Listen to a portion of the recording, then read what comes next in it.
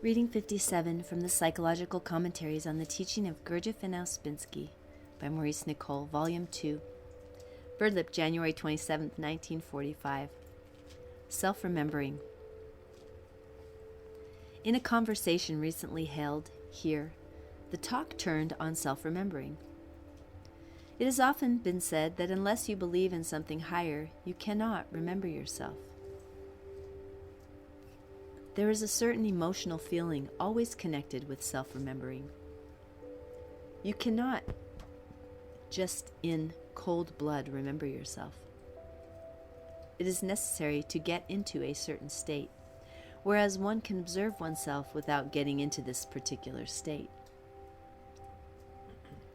Yet the two actions finally meet. Through self-remembering, we come under new influences which otherwise cannot reach us. If you feel the extraordinariness of your own existence, if you feel the miracle of your body, of your consciousness, of the world that surrounds you, if you begin to wonder who you are, then you are in the state necessary for self-remembering. On the other hand, if you are completely identified with yourself and take everything for granted, you are not in the state that is necessary for the act of self-remembering. I often said to you in the past things such as, look at your hands. Do you know what they are or how they move? Or look at the trees and ask yourself how it is you see them. And many other things of a similar nature. In all this, the sense of mystery is in us, the sense of the miraculous. It is not necessary to go to Tibet to find the miraculous. You can find it here, now, at this moment. How do you hear these words that are read out to you? How is it that you are conscious of what they mean, and how indeed are you sitting here listening? But usually, we do not ask ourselves such strange questions, and even think they are absurd, or we imagine that they have all been explained by science, whereas nothing has been explained by science. Unless you can look on life differently, you cannot remember yourself. One form of self-remembering is remembering that one is in the work, and that one has to take everything in a different way, according to the meaning and instruction of the work. This is a very powerful form of self-remembering, which can be practiced very often. Life is coming in through your senses in bundles and packets at every moment. But how are you reacting to it? Does the work stand between you and external life, or are you just immersed, asleep in external life and its events? If so, you are not remembering yourself.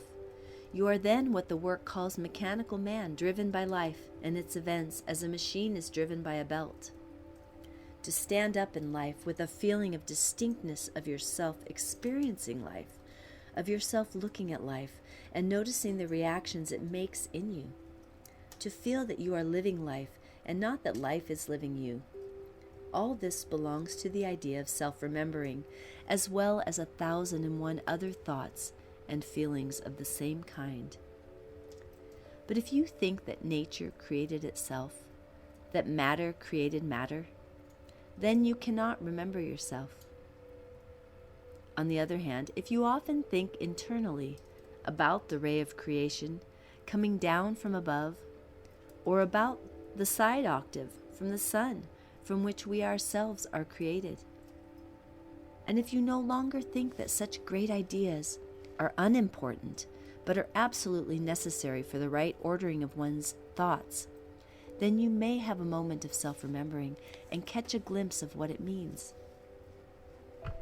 It is only through a feeling of something higher that you can separate from something lower. And after a time, when you have experienced what this means, you will do everything you can to keep the feeling of something higher alive in you at all costs, and you will begin to hate those periods in which you are totally identified with external things. Here we have a definite stage in the work. We then know to a small degree what it is to be awake And by contrast, we know what it is to be asleep, and for a long time this stage remains with us in such a way that we know that we are more awake and know that we are more asleep. Then it becomes a matter of inner choice, inner taste, and this stage inevitably lasts a long time. Here in this stage, there is, as it were, a long test, depending entirely on oneself, provided that one is constantly reminded of the work and its ideas. For this reason, it is necessary to find a person who will teach you the work and keep reminding you about it, and such a person must know the work and be constantly thinking about it and applying it. Yet, as I say, this stage depends on oneself, finally, for the work seeks to make a new arrangement in our minds, and it can only do so when it is allowed to enter a person's mind. Nothing will enter anybody's mind unless they feel an affection for it, a desire for it. And this means in so many words that unless one has eyes in oneself that wish to work, eyes that have always felt there is something else, eyes that can hear the work, not merely through the ears, but through the mind and understanding. Unless such eyes exist, the work can never enter. But if it does enter, then it becomes a matter of choice. One can always go with bad eyes, and even spend one's whole life in the company of such eyes, or one can choose by very slow and gradual insight to notice bad eyes, and to prefer not to surrender to their power. It is in this feeling of choice, of preferring better eyes, that self-remembering begins. One experiences the fact that by a curious kind of mental act, or if you prefer, an act of the will, it is possible to separate oneself from the immense morass of negative eyes and, as it were, stand upright. This is a lifting of oneself above oneself. But as was said, this is impossible unless one knows for certain that there are better states and worse states of oneself. It is not a question of theoretically believing there is something higher, but of the actual perception of it in oneself. For the subject of this work is this strange and complex thing called oneself. One can often observe a regular horde of unpleasant, mean little eyes that surround one and wish to drag one down to their level, to their way of taking everything.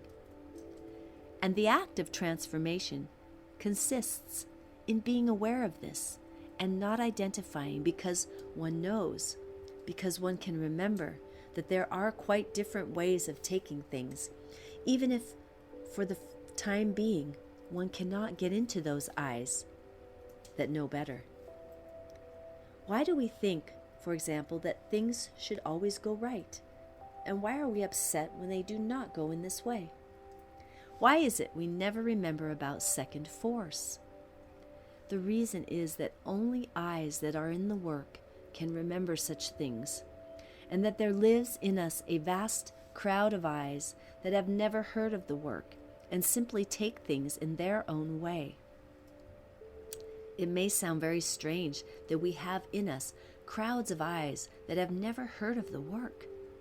It sounds strange because we will keep taking ourselves as one and find the greatest difficulty in moving away from the power of this illusion and catching a glimpse of our multiplicity of being.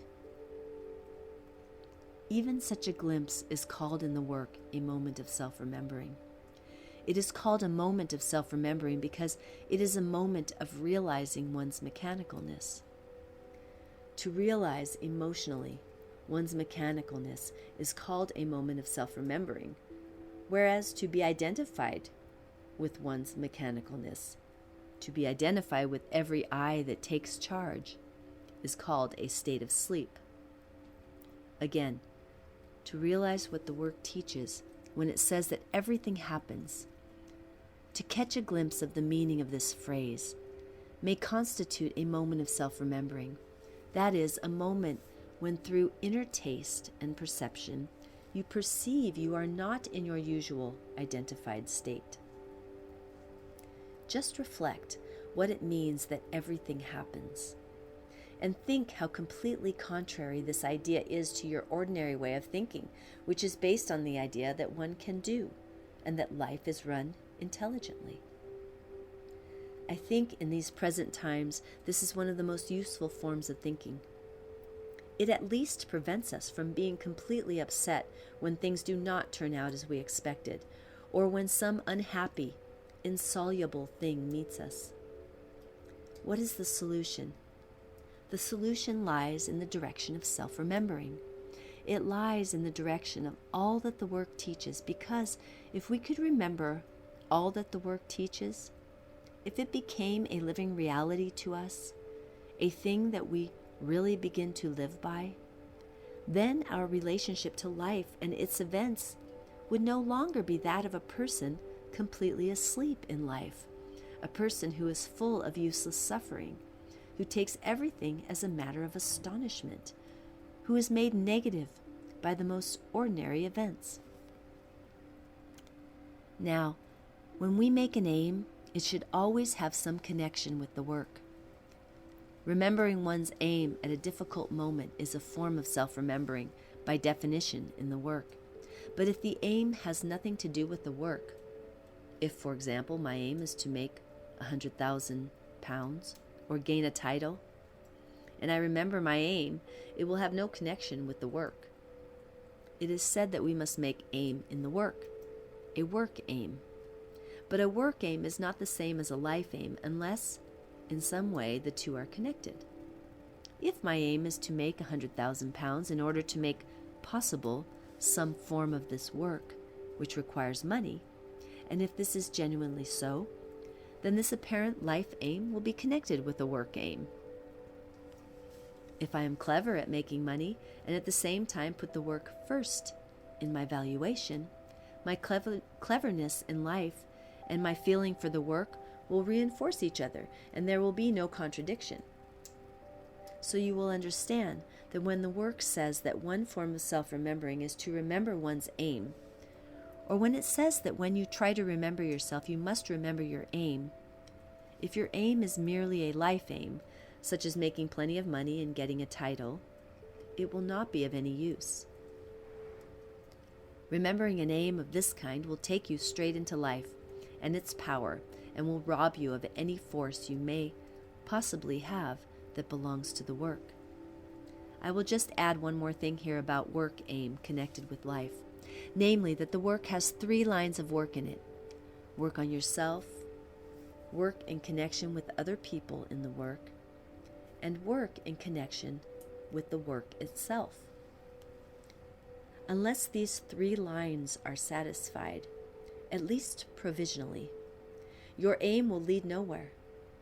There are 3 aspects to all work aims. If a man only wishes to work on himself, he will get nowhere. In fact, he will become much worse than he was in ordinary life. So try to think what it means that an aim should have 3 forces in it, and what the 3 lines in the work indicate. To work simply for other people and not on yourself is wrong. To work on yourself and regard other people as a nuisance is wrong.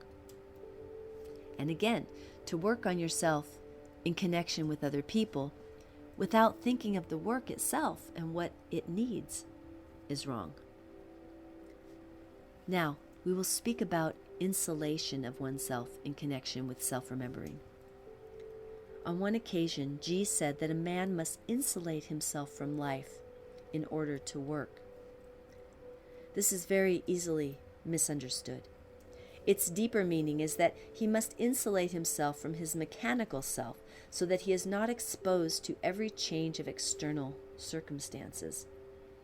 I will quote you something from one of the esoteric books connected with the Sufi school, which was the esoteric school which worked on the Quran. One teacher in this school used the following phrase: "Safety lies in solitude." He added, "Let none imagine that solitude consists in living alone. I will paraphrase what this Sufi teacher said. He was dwelling on the importance of how we think of other people and whether our thoughts are entirely governed by their behavior. We all know that at one moment we dislike and the next moment like the same thing or person and think accordingly. When we know this by observation and reach a point in which both liking and disliking and all their thoughts do not govern us, we become insulated from the ordinary power of life over us.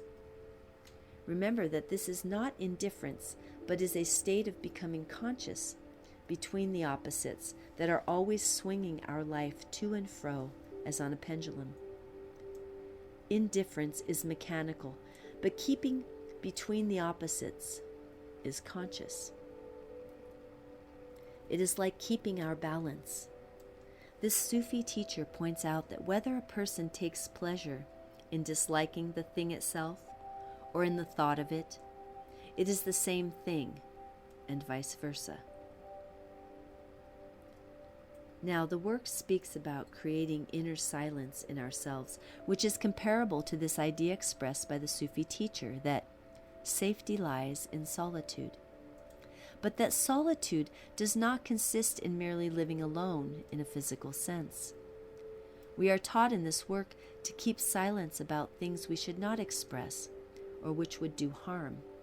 This, so to speak, is an external ritual, an external discipline.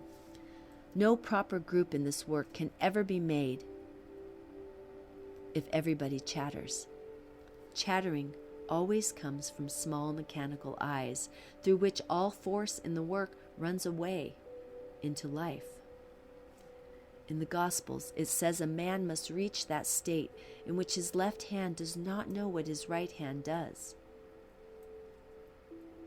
On one occasion, O was speaking a great deal about this subject and said it referred to the power of inner silence, and he connected it with self-remembering.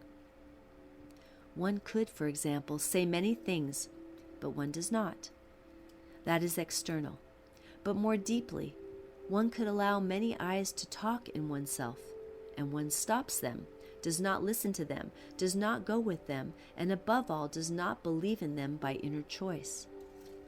On this occasion, O talked to us about making inner stop in ourselves and connected it with a form of self-remembering. Inner stop means stopping thinking in a certain way.